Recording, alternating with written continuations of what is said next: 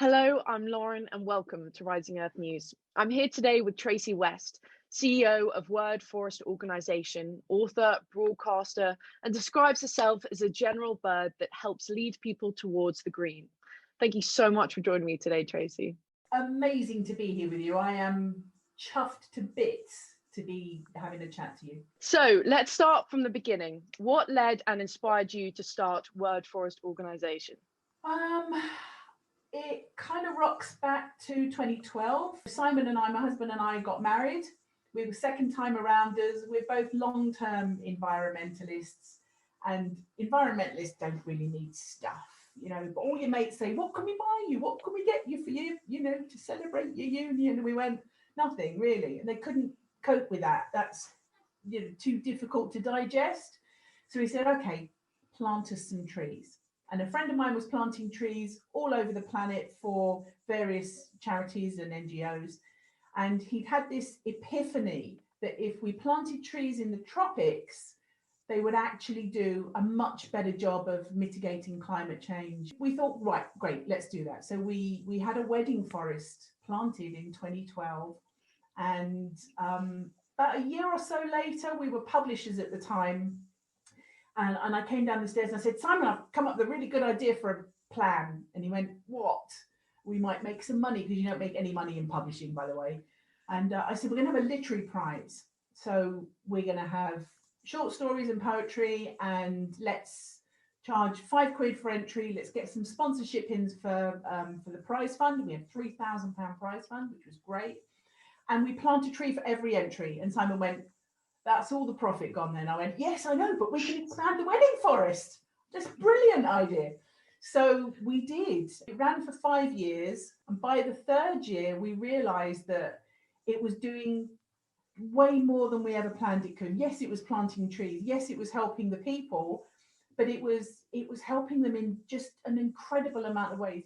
We were suddenly building classrooms as well. We had some spare money after the trees were planted, and we said to the community, what do you need? What else do you need? What will help you? And they said, schools, definitely schools. So we started building these solid stone classrooms, massive classrooms. And let me tell you, when you are under a tree or in a mud hut learning, and you come away from that and go into a cool solid stone building, it's like the temperature drops, your focus is clear, you can hear the teacher, it just makes such a massive difference. So we started building classrooms, facilitating education. We set up women's empowerment group. I mean, gosh, it all kind of just branched out. So yeah, by year 3 of the literary prize, I knew we needed to scale up on a massive scale. And we are in our 4th year of being a charity and doing all of those things. So helping in humanitarian ways, I suppose. Since March, we've been sending over £4,500 a month to just provide critical food aid for the people that take care of the trees. If we don't support them through COVID, they run a risk of perishing, literally. They're already starving, they're already massively poor and already incredibly hungry. We have to do this. Where exactly is this community based? We started planting in a place called Bore, which is in Coast Province. That was the first place we started. That's where the wedding forest is. Since then, we've expanded out from there. We now plant as well in Nairobi, around Nairobi, and also in the far west of Kenya in a place called, near Lake Victoria, and sort of moving out from there in Risinga Island and some other places, where we planted a heart-shaped forest to commemorate the life of Polly Higgins, an amazing woman that did so much to make ecocide a thing. And of course, it's now getting some real traction, which is wonderful. But there's a heart-shaped forest of Currently 1,000 trees, but it's going to be 3,000 trees wide. So from space, Wow. you will see in not many years, handful of years, you can see it's beautiful heart-shaped forest. And it's going to be full of food, medicines, and on all sorts. I mean, trees are just amazing. You know, from a simple intrinsic good feeling in your gut when you hold onto a tree, if you stand near a tree, if you walk through the park and just it's raining and there's this incredible smell that comes up, and you know all the negative ions changing to positives after a storm. There's a million great things you get from trees. Aside from that, of course, it gives us the stuff that we breathe, you know, that real basic ingredient, oxygen. And it does so much more over in the tropics, the places that we're working. It does so much more. It's the commodities from the trees actually are enabling the communities to lift themselves out of poverty, and that's phenomenal. Before we got involved with the communities over there, a great many of it's the women that do a lot of the work, nearly all of the tree planting work, and a great many of them couldn't read or write. So we knew we needed to do some educational, offer some educational resources to them. So we got a local teacher to come in and teach. We asked the women, first of all, did they want some education? They went, yeah, please. We got a teacher to come in, and he taught them basic ABC 1, 2, 3. What that enabled them to do was to take their mango tree at 5 years old will have 100 pieces of fruit, which is amazing. 12 foot tall, 100 pieces of fruit. That's all very good once you've had what you need, but you can take the excess to market only if you can count out a money exchange.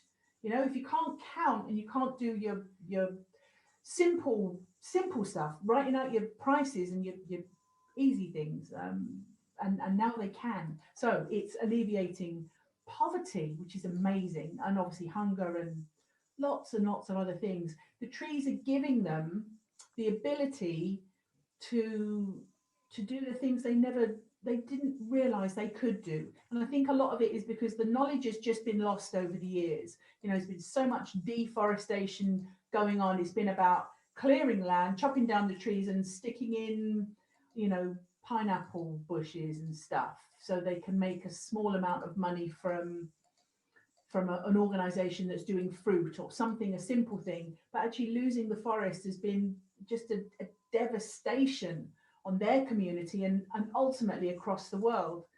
Corporates can take what they need from the planet, but they have to be putting it back into the earth.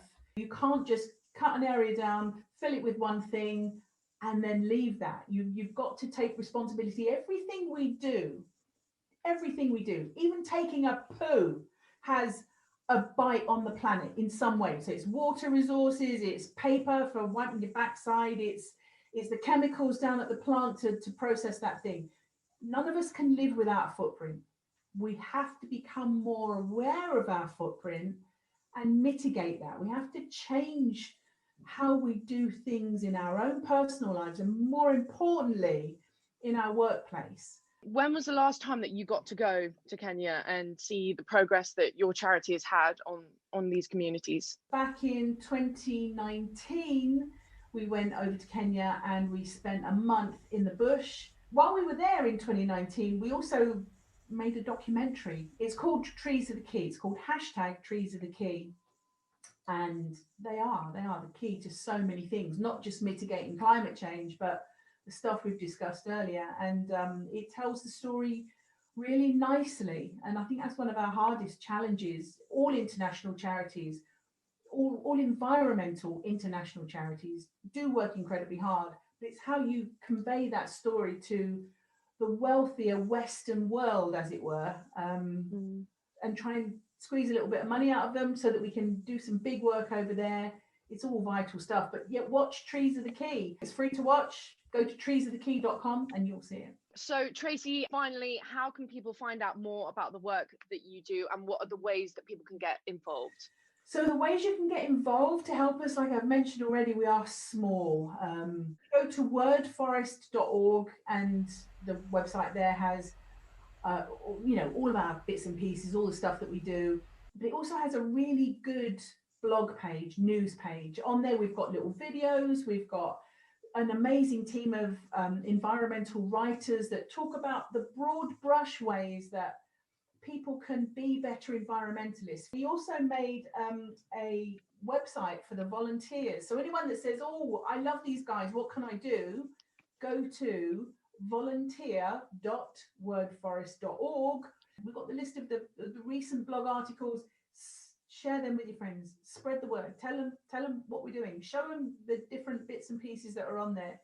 You know, I like to think that we can provide education and upliftment. We need encouragement now. We need to have positivity. We need to know that we can make a difference. And that I hope comes through all of our work. It is a difficult time out there. The climate is pretty scary, but we have to hold on to the dream, the belief, the knowledge that we can all make a massive difference. And I think we can make a better difference if we remain upbeat and positive. Find out what's happening and be a better environmentalist across the board. And of course, if you want to plant some trees in the tropics, wordforest.org/donate. That's your place to go. Thank you for watching Rising Earth News.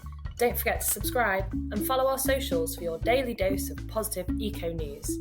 Stay safe, stay green, and be a part of the age of restoration.